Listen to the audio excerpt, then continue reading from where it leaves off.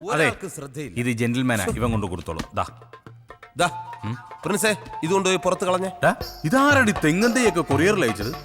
തേങ്ങയായിട്ട് അയച്ചതാന്നേ. മേൽവിലാസം കറക്റ്റ് അല്ലാത്തത് കൊണ്ട് ഇതിനകത്ത് കിടന്ന് മുളച്ചതാ. ഇനിയുണ്ട് ഒരു 10-16 എണ്ണം. ഇതെല്ലാം എടുത്ത് മാറ്റിയില്ലെങ്കിലേ കൊറിയർ ഓഫീസ് തെങ്ങും തോപ്പായിട്ട് മാറും. ഇനിയെങ്കിലും നീ കറക്റ്റ് ആയിട്ട് അഡ്രസ് നോക്കി കസ്റ്റമർക്ക് സാധനം കൊടുക്കാൻ നോക്കേ. പോവല്ലേ ഞാൻ എപ്പം നോക്കിയാലും പോവല്ലേ. പെമ്പിള്ളാറെ വല്ലതും ഉണ്ടെങ്കിൽ ഒരെണ്ണം എനിക്ക് മനസ്സിലായി. Ramani K P charms beauty parlour. Ramani K P charms beauty parlour. Charms beauty പാർലറിലെ Ramani K P.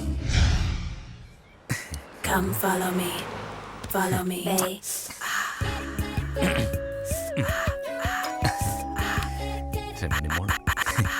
Come follow me, follow me. ആരാ? ഞാൻ കൊറിയന്നാ. കണ്ടിട്ട് ആഫ്രിക്കയിൽ നിന്നാണെന്ന് കരുതി. കൊറിയല്ല, കൊറിയർ സർവീസ് കേട്ടിട്ടില്ലേ? Super fast courier. ഒരു കവർ ഉണ്ടായിരുന്നു. ഇനി തന്നേക്കും. സാറിനല്ല, പിന്നെ മാഡത്തിനാ. മേഡമോ? രമണി മാഡത്തിന്. രമണി മേഡമല്ല, മാനാ ഈ ഞാൻ. അയ്യേ, അതെങ്ങനാ ശരിയാവുന്നത്? രമണി എന്ന് പറയുന്നത് സ്ത്രീയല്ലേ?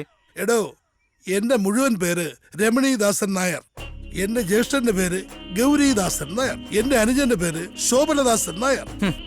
ഐശ്വര്യ റായ് സാറിന്റെ സഹോദരി ആവാതിരുന്നു ഭാഗ്യം. അതെന്താ? അല്ലെങ്കിൽ സാറിന്റെ അച്ഛൻ ആ സുന്ദരി കൊച്ചിന് ഭാർഗവൻ പിള്ള എന്ന് പേരിട്ടാനെ. ഒരാള് വന്നിരിക്കുന്നത് ഒപ്പ് വേണ്ട. ഒറ്റ ഒപ്പിയുണ്ടല്ലോ, രമണി ചാച്ചഞ്ഞായി. വാതിലും തുറന്നിട്ടിട്ട് നിന്റെ അച്ഛൻ ഇത് എവിടെ പോയതാടി? ടിവിയുടെ മുമ്പിൽ കാണും. റോഡ് ക്രോസ് ചെയ്യുമ്പോ വണ്ടി ഇടിച്ചെന്നോ? എന്നിട്ട് ഹോസ്പിറ്റലിൽ കൊണ്ടുപോയില്ലേ? അവസാനം മക്കളെല്ലാം കണ്ടിട്ടാണോ മരിച്ചത്? എന്താ പറ്റിയച്ചാ? എല്ലാം പോയി മോളെ. ആക്സിഡന്റിൽ മരിച്ചു. ഈശ്വര, ആരാ അമ്മവാ? അത്തിമുറ്റത്തെ ജയന്തി. അതാരാ അമ്മവാ?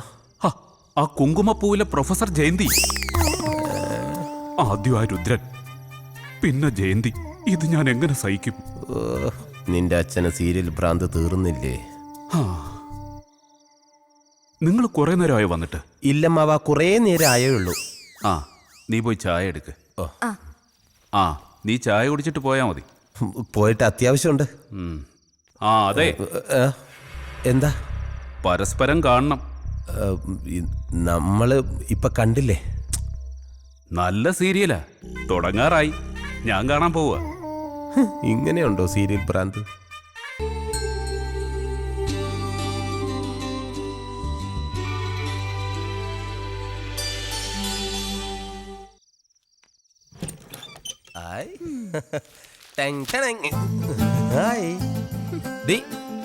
നിങ്ങൾക്ക് എല്ലാവർക്കും ഉള്ള ഡ്രസ് ഇത് പിടിച്ചേ. ഈ ഏട്ടന് ഇത്ര നേരത്തെ വന്നൂടെ? എടി, നേരത്തെ വന്നാ ഇത്രയും സാധനങ്ങൾ നിനക്ക് വാങ്ങാൻ പറ്റൂ? ഇവിടെ ആർക്കൊന്നും അറിയില്ലെന്നാ വിചാരം. അല്ല, മാളി ചേച്ചി എന്ത് പറഞ്ഞു? നിന്റെ നാവിന്റെ നീളം അല്പം കുറയ്ക്കാൻ പറഞ്ഞു. അവിടെ ചെന്ന് ഇത്രയും നേരം അടയിരിക്കാതെ നിനക്ക് ആ പെണ്ണിനെ ഇങ്ങ് വിളിച്ചോണ്ട് വന്നൂടെ? ആഗ്രഹമില്ലാഞ്ഞിട്ടല്ല, ആദ്യം ഇവളെ നല്ലൊരുത്തന്റെ കൂടെ പറഞ്ഞയക്കട്ടെ. നടന്നത് തന്നെ. വിമലേച്ചിയുടെ കല്യാണം നടത്തിയ കടം ഇതുവരെ തീർന്നിട്ടില്ല. ഒക്കെ നടക്കൂടി. പിന്നെ ഇതെന്തിനാ പാതിരാത്രി ബാങ്ക് വിളിക്കുന്നത്? ഇത് വാങ്കുവിളിയല്ല, നിന്റെ പുന്നാര അളിയന്റെ നിലവിളിയാ. സദാസമയം പാർട്ടി പ്രവർത്തനം അല്ലേ? ഏതോ സമരത്തിന് പോയി തല്ലും കൊണ്ടോണ്ട് വന്നിരിക്കുക. ആവി പിടിക്കുന്നതിന്റെ ബഹളം കേൾക്കുന്നേ. നിങ്ങൾക്കൊന്നും ഉറക്കൂല്ലേ രാത്രി? പാതിരാത്രി ഇങ്ങനെ കുരവേട്ടുകൊണ്ടിരുന്നാൽ എങ്ങനെയാളിയാ വീട്ടിലുള്ളവർ ഉറങ്ങുന്നേ? അളിയനിത് എന്ത് പറ്റിയതാ? ആണവ കരാറിനെതിരെ നമ്മുടെ പാർട്ടിക്ക് വേണ്ടി ഒരു കലക്ടറേറ്റ് വളയലുണ്ടായിരുന്നു. എന്നിട്ട് അളിയനാണല്ലോ വളഞ്ഞിരിക്കുന്നത് പാർട്ടി ചിഹ്നം പോലെ. ഇപ്പോഴാടി നിന്റെ ഭർത്താവിന്റെ പേരിനൊരർത്ഥം വെച്ചത്. എന്ത്? TK പ്രഭാകരൻ, തല്ലുകൊള്ളി പ്രഭാകരൻ. ശവത്തി കുത്താതളിയ. അല്ല, ഇനി അടുത്ത സമയത്തെങ്ങാനും സെക്രട്ടേറിയറ്റ് വളയാൻ പോകുന്നുണ്ടോ? ഉണ്ട്. ഡേറ്റ് ഫിക്സ് ചെയ്തിട്ടില്ല. ഫിക്സ് ചെയ്തിട്ട് നേരത്തെ അറിയിക്കണം. എന്തിനാ? ഒരു വളഞ്ഞ ശവപ്പെട്ടി മേടിച്ചു വെക്കാനാ. അളിയ, എന്റെ പൊന്നളിയ, അളിയൻ ഇങ്ങനെ വളഞ്ഞ് എന്റെ പെങ്ങളെ വിധവയാക്കരുത്. പാർട്ടി പ്രവർത്തനം വെറുതെ തല്ലുള്ള. എടേ, നമുക്ക് പോയി കിടന്ന് ഉറങ്ങാൻ നോക്ക് മനുഷ്യ. നാട്ടുകാരുടെ തല്ലും കൊണ്ട് വന്നിരിക്കുന്നു. ഇനി ഉറക്കം മാത്രം നടക്കൂ. ചേട്ടാ, എന്താടാ? പട്ടിയുണ്ടോ? എന്തിനാ? ഒരു കൊറിയർ ഉണ്ടായിരുന്നു. പട്ടിക്കും കൊറിയറാ? ആരുടെ അയച്ചത്? പട്ടിയെക്കാളും കഷ്ടമാണല്ലോ ഇയാള്. പറയടാ, ആരുടെ അയച്ചത്? അല്ല, അത് ഡോക്ടർക്കുള്ളതാ. ഡോക്ടറിന്റെ കൊറിയർ നീ എന്തിനു പട്ടിക്ക് കൊടുക്കുന്നത്? അതല്ല ഏട്ടാ, എനിക്ക് അകത്തോട്ട് വരാൻ ഇവിടെ കിടക്കുന്ന പട്ടി കടിക്കൂ? ഈ പട്ടി കടിക്കൂല, തൊട്ട് താഴെ ഒരു പട്ടി കിടപ്പുണ്ട്, അത് ഉഗ്രനായിട്ട് കടിക്കും. തുറന്നു വിടട്ടാ? അയ്യോ, അതിനല്ല, എനിക്ക് ഡോക്ടർക്ക് കൊറിയർ കൊടുക്കണം. ഡോക്ടർ ഉണ്ടല്ലോ. ഡോക്ടറെ നീ ഉണ്ണിക്കാൻ വന്നതാ അതാ കൊറിയർ കൊടുക്കാൻ വന്നതാ? കൊറിയർ കൊണ്ടുകൊട്. ചെല്ല്. ഇയാളെന്താ ചിമ്പാൻസിക്കുണ്ടായി? കൂട്ടിച്ചു പോണേ, പട്ടിയുണ്ട് കേട്ടാ. ഓ ശരി. ദൈവമേ, അയാൾ ഇനി കടിക്കണ പട്ടി അഴിച്ചു വിടുവെന്തോ. മുഴുപ്രാന്തനാന്ന് തോന്നുന്നു.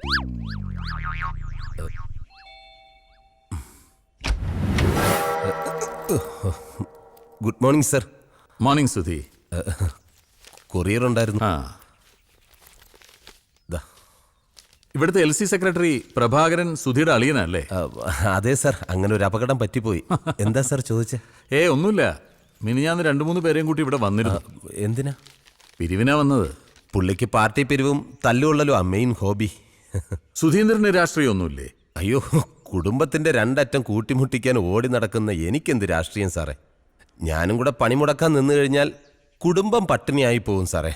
ഏതായാലും സുധീന്ദ്രൻ കഷ്ടപ്പെട്ടൊരു കുടുംബം നോക്കുന്നുണ്ടല്ലോ. അതേതൊരാണിന്റെ കടമയല്ലേ സാർ? ശരി സാർ. ശരി.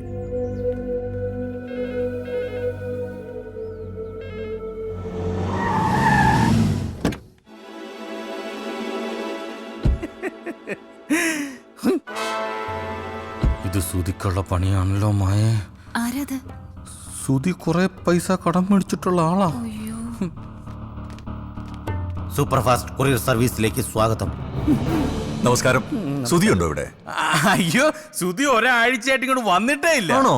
കാണാൻ കൊതിയാവുന്നു അല്ലേ? ആരാടാ അത്? അയ്യോ, മുതലാളി ഇവിടെ ഉണ്ടായിരുന്നോ? ദേ സുധി, നമ്മളിപ്പോ പറഞ്ഞതേ ഉള്ളൂ, 100 ആയുസ് അല്ലേ? മുൻവശം മുൻപിലാണെങ്കിലും മുൻവശത്ത് വാതിൽ പുറകുവശത്താ, ആ വഴി വന്നായിരിക്കും. അവന്റെ മുൻവശത്ത് പാല് ഞാൻ പുറകുവശത്താക്കും. ചേട്ടൻ ഇവിടെ പ്രശ്നമൊന്നും ഉണ്ടാക്കരുത് പ്ലീസ്. എടാ പന്ന പുന്നാര മോനെ, നീ എന്നെ കുറിച്ച് എന്താ കരുതിയത്? മുങ്ങി നടന്നതിനെ ഞാൻ കണ്ടുപിടിക്കത്തില്ലെന്ന് വിചാരിച്ചോ? ഞാൻ അങ്ങനെയൊന്നും പിന്നെ കരുതില്ല. നീ എന്നാ കോപ്പാടാ കരുതിയത്? എടാ എന്നെ നീ വെറും കരുത് കേട്ടോ.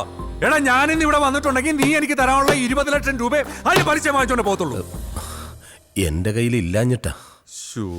കഷ്ടായി പോയല്ലോ. അപ്പൊ ഇനി എന്നാ ചെയ്യാനാ? നീ ഒരു കാര്യം ചെയ്യും, നാളെ രാവിലെ രജിസ്റ്റർ ഓഫീസിലോട്ട് വന്നൊന്ന് സൈൻ ചെയ്ത് തന്നേര്. അല്ലടാ? അതിന് ഞാൻ മാത്രം സൈൻ ചെയ്ത പോരല്ലോ. ഇവന് ആകപ്പാടെയുള്ള കിടപ്പാടമല്ലേ, അത് എഴുതി തരണമെന്ന് പറഞ്ഞാ. എടാ 1-2 അല്ല, 20 ലക്ഷമാ. 2 വർഷമായിട്ട് പലിശയില്ല.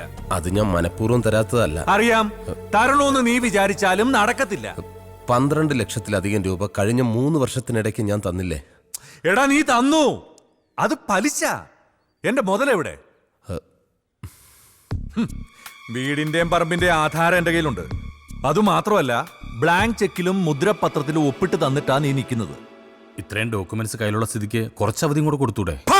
എന്റെ മുഖത്ത് നോക്കി ന്യായം പറയുന്നോടാ. എടാ കിട്ടാനുള്ള പണം ഉണ്ടാക്കിയ തന്തയാണെങ്കിലും കുത്തിരി പിടിച്ച് മേടിക്കുന്നവനാ ഈ ആന്റണി ഐസക്ക്. സുധി, നിനക്കെന്നെ അറിയാവല്ലോ. ഇണങ്ങിയ ഞാൻ പൂച്ചക്കുട്ടിയാ, പിണങ്ങിയ ഉണ്ടല്ലോ. നീ ഒരു കാര്യം ചെയ്, ഞാൻ ആ വെണ്ടർ ബാലകൃഷ്ണപിള്ളയോട് ഒരു വിലയാധാരം തയ്യാറാക്കി വെക്കാൻ പറഞ്ഞിട്ടുണ്ട്. നാളെ രാവിലെ കൃത്യം 11 മണിക്ക് രജിസ്റ്റർ ഓഫീസിൽ സകുടുംബം എത്തിച്ചേർന്ന് അതൊന്ന് സൈൻ ചെയ്ത് തന്നേര്. എനിക്ക് ഇച്ചിരി സമയം കൂടി താ, ഞാനത് ആർക്കെങ്കിലും വിറ്റിട്ട് നിങ്ങളുടെ കടം വീട്ടാം.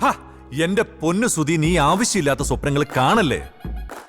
നീ കടം വീട്ടിയ നിനക്ക് മനസ്സമാധാനം, എനിക്കാണെങ്കിൽ കടം കൊടുത്ത കാശ് തിരിച്ചു കിട്ടിയതിന്റെ സമാധാനം. അപ്പൊ ശരി, നാളെ രാവിലെ കൃത്യം 11 മണി. അടാ, പാവങ്ങളെല്ലാം സഹായിക്കാന്ന് വെച്ചാൽ നമ്മക്കിട്ട് തരിക.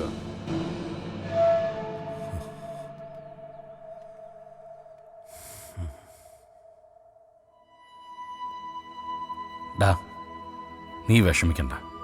ഈ ആന്റണിയുടെ കയ്യിൽ നിന്ന് രക്ഷപ്പെടാൻ ഒരു വഴിയുണ്ട്. എന്തു വഴി?